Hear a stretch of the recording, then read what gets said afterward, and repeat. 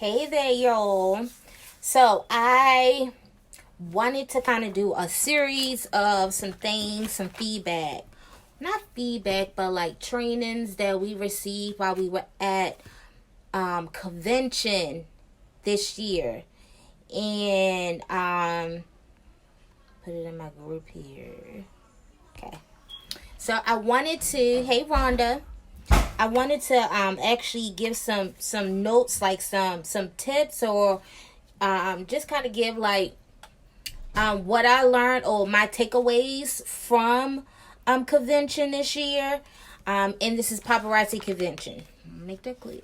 Paparazzi convention. All right. So our founders gave training where all of us was in the room together. We got elites on down to star consultants. We were all in the same room and we got training at convention. So hey Denise. So the founders gave training, and then as well as we had like two amazing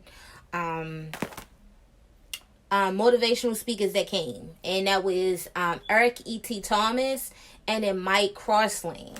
So I wanted to kind of keep it short because I do want, hello darling, Namia.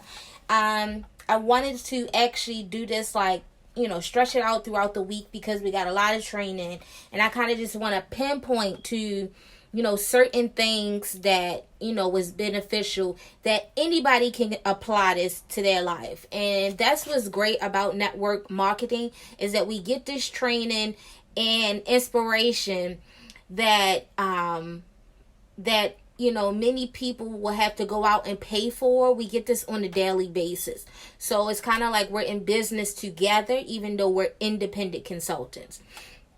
And so a part of our training was these legendary people who came, as well as we had, famous artists who came to perform for us. So our tickets, the value of it was $200, but yet we got so much out of it. So I wanted to kind of touch on some things as far as individuals, because especially, I'm not going to say just women. Hey Kimberly, I'm not going to just say women. I would say individuals in particular, but at the same time, it is a lot of us women that kind of devalue ourselves and not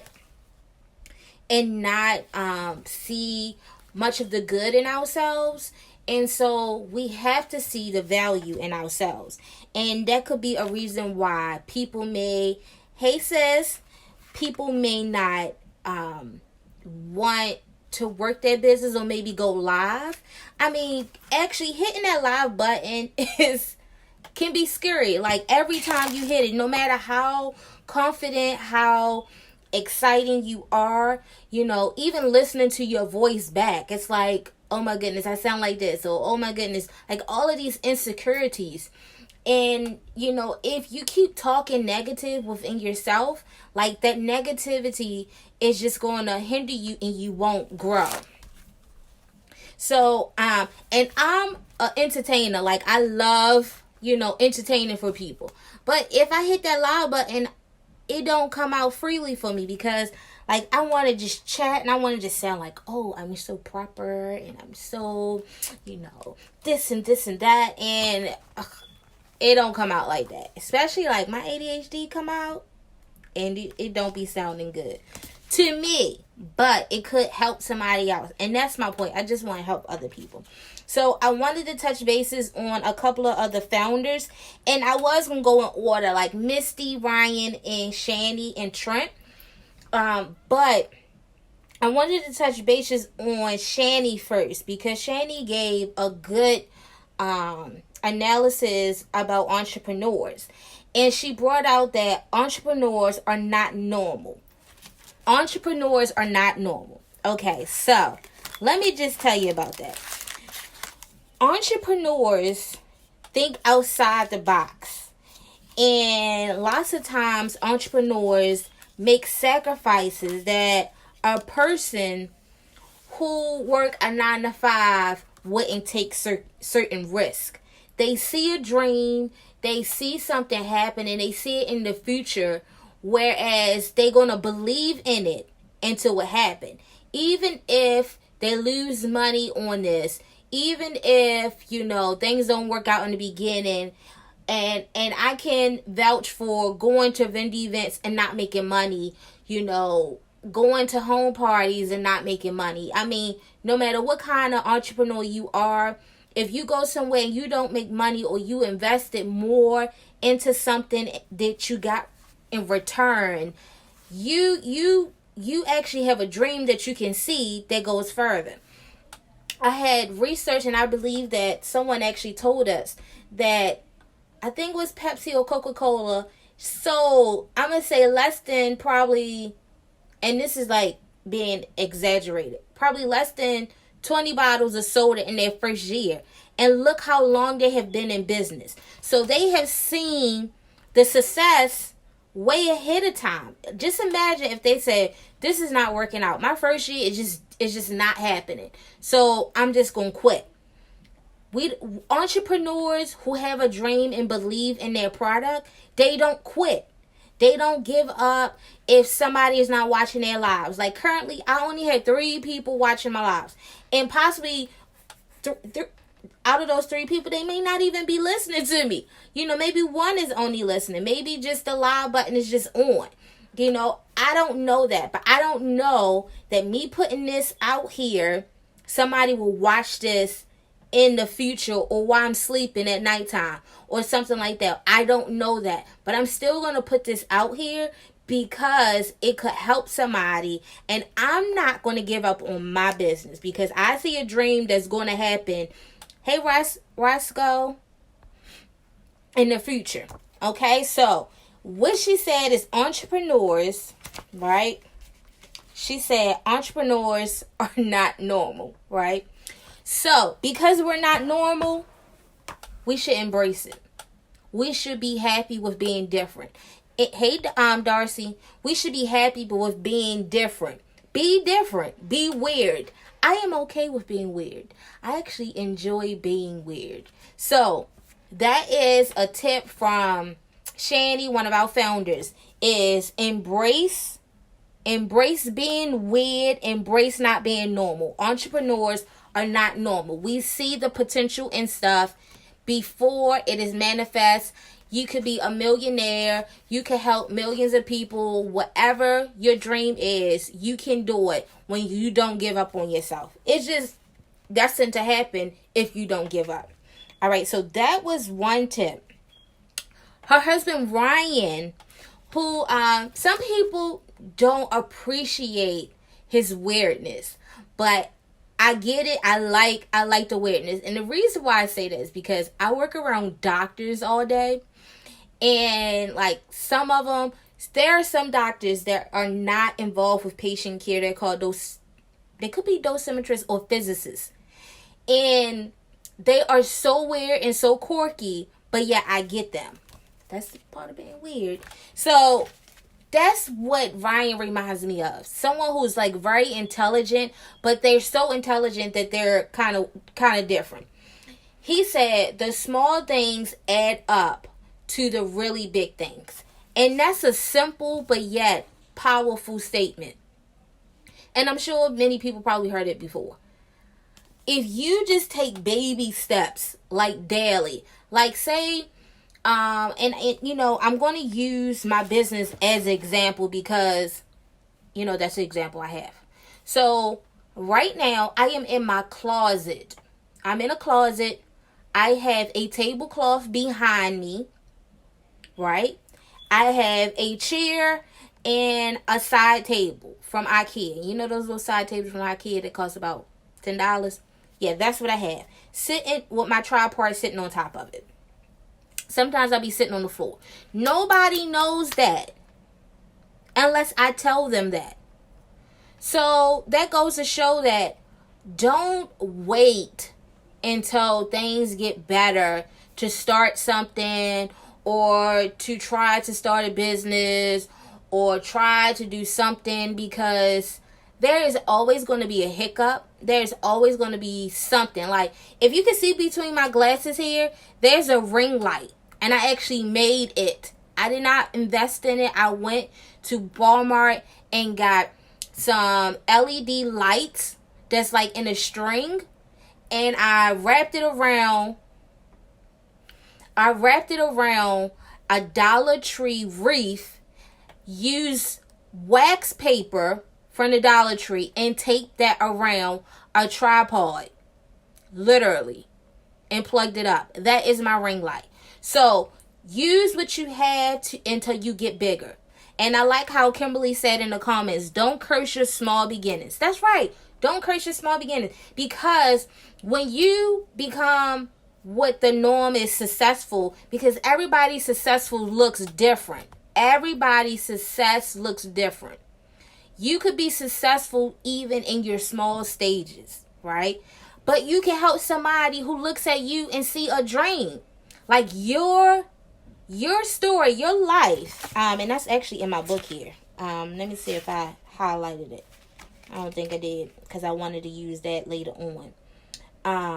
But I don't see it here. But either way, your life that could be as miserable as you think it is could be a dream to somebody else. And the reason why it's miserable is because of how you look at it.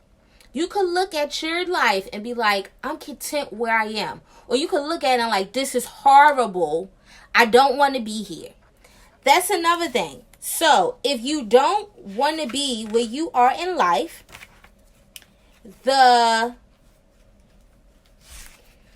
hey there, Starless. If you don't want to be there, I seen, where did I put that at? I be making these little notes here, and then I be forgetting where it is. Okay, so it says, if you don't like where you are in life, move. You are not a tree. So if you don't like where you are right now, you got to make moves. You got to make steps in order to get to where you want to be. You don't have to stay in there. You're not rooted down in the ground where you're stuck there and you don't have to go nowhere. This is how I was. This was how I was raised. No, you can move. You can move mountains if you really want to. So Kimberly said in her comments, my goal is to quit my job full-time, quit my full-time job, and do paparazzi full-time. I'm close to that goal. Yes, Kimberly, yes. And most of us are close to it. Or if we not, then set a goal like Kimberly did. The whole thing is setting the goal. Sometimes we don't want to read and we don't want to write stuff down, but actually writing that down, that goal, and look back at that goal in 6 months and see, dang, I made this goal 6 months ago. Never imagined me getting there. And you probably passed that goal and probably went on to one of your long-term goals that you wasn't even expecting. In 6 months, you never know what it is unless you're working towards it. So continue to keep working towards it. All right. And Trent said, be your own cheerleader. Lots of times we are eager to encourage other people. Yes, girl. Yes. You doing great. This my friend so-and-so. This my cousin. She doing great in her business. She's doing this and that. Why you can't do that for yourself? I mean, we can still be humble and cheer ourselves on. Can you look at your to-do list and say, I actually made that goal. I actually did exactly what I wanted to do. And Kim said she is giving herself until December for her to quit her full-time job. Let's see it. Yes. So when you do that, Kim, make sure you send me a message and we're going to go live and I want to interview you so you can tell us how you did that. Because I know you can do it. And it's going to be possible. It's going to happen. So be your own cheerleader. Be your own cheerleader. Set goals for yourself. Okay. So the next one is... This is from Misty.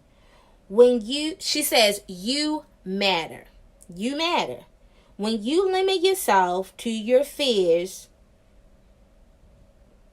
I probably wrote that wrong, but I kind of added in your imperfection fears. right? When you limit yourself to your imperfection fears, you're making yourself in the dark. You're not moving. Can you see in the dark? 9 times out of 10, nobody can see in the dark unless you know your house.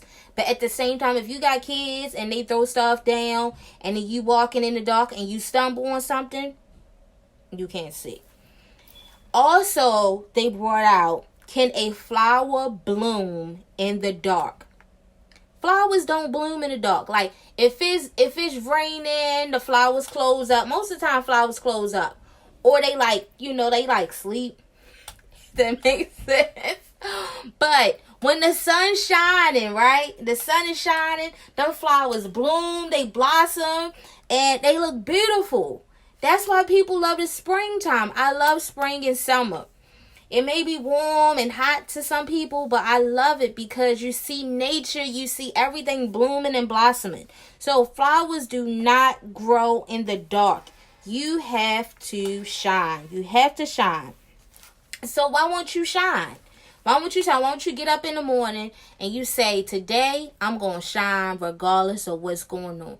On your bad day, you can smile. That smile can help somebody that you don't even know. I work in radiation oncology, so cancer patients are near me. And this patient, I saw her, she probably was a breast cancer patient, but her head was bald, right? And she had on like her face was decked out. You could tell she was, hey Bonita, you could tell she was like, like an impatient at the moment, but she fixed herself up. And so I was walking out the door like I was leaving, but I had to turn back around. I had to say, don't stop doing that. You look beautiful. You look phenomenal. And she said, today was a bad day. I actually had a bad day today. And she said, and I just had to fix myself up and go, and just leave out of my room. And I said, you don't know how much that helped me seeing you like that. I can imagine, like, if I'm sick, how I would feel. Like, I probably feel like this is the end of the world. Today is my last day. I can't make it no more. But she got some energy from I don't know where and put that makeup on and dressed herself up and came downstairs and went outside. That made me feel so good. So you don't never know how your light, how you just shining can make somebody feel. So that's just my tidbits for today. I have tons of notes and I want to kind of spread it out. Plus me and some of my teammates, we going to do a live, and they're going to come on the screen. They're going to talk about the, different things that motivated them. And there's tons of stuff that I have here, but I just wanted to share something to tell people to value yourself, make yourself feel good. I ain't tell you go run and be doing some immoral things, but I'm just saying, make yourself feel good, especially if you don't feel good about yourself. There's no reason to have a bad day all the time. A bad day lasts one day, and you have the power to change how you feel. So, till next time, bye y'all.